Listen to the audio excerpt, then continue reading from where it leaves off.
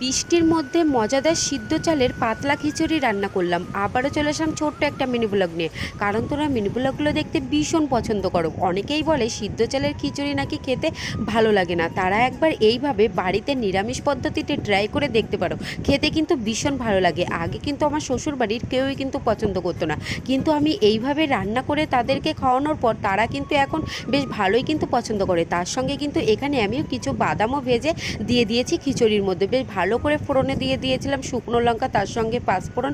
এই তো এবার আলুগুলো ভেজে নিয়ে তার মধ্যে চাল আর ডাল একসঙ্গে কিন্তু দিয়ে নিয়েছি। তার সঙ্গে কিন্তু ছিল আদা বাটা আর ছিল কিন্তু টমেটো কুচানো। বেশ ভালো করে সমস্ত মশলার সঙ্গে মিশিয়ে নিয়ে লবণ হলুদের সঙ্গে একটা আমি ভাজা সিক্রেট মশলাটাও কিন্তু দিয়ে নিয়েছিলাম, যাতে খেতে আরও বেশি ভালো লাগে। এই তো এখন জলের পরিমাণটা ঠিকঠাক করে দিয়ে এখন কিন্তু আমি হাঁড়িতে ঢাকনা দিয়ে ঢেকে রেখে দিয়েছি।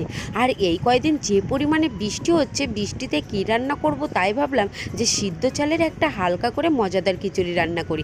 লাস্টে নামানোর আগে সামান্য একটু গরম মশলা তার সঙ্গে ঘি দিয়ে কিছুক্ষণ কিন্তু আমি ঢেকে রেখে দেবো।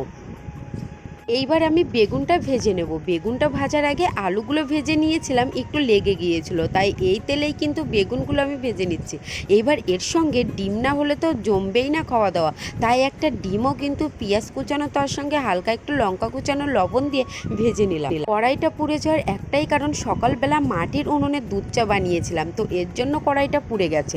বেশ ভালো করে জল দিয়ে ভিজিয়ে পরবর্তীতে কিন্তু মেজে ধুয়ে নিলে ঠিকই পরিষ্কার হয়ে যাবে। এইবার হচ্ছে আমি কিন্তু প্লেটে বেড়ে নিচ্ছি খাবারটা। এই তো খিচুড়ি, তার সঙ্গে বেগুন ভাজা আর হচ্ছে কিন্তু ডিম ভাজা। বৃষ্টির দিনে দুপুরবেলা অসাধারণ টেস্টি একটা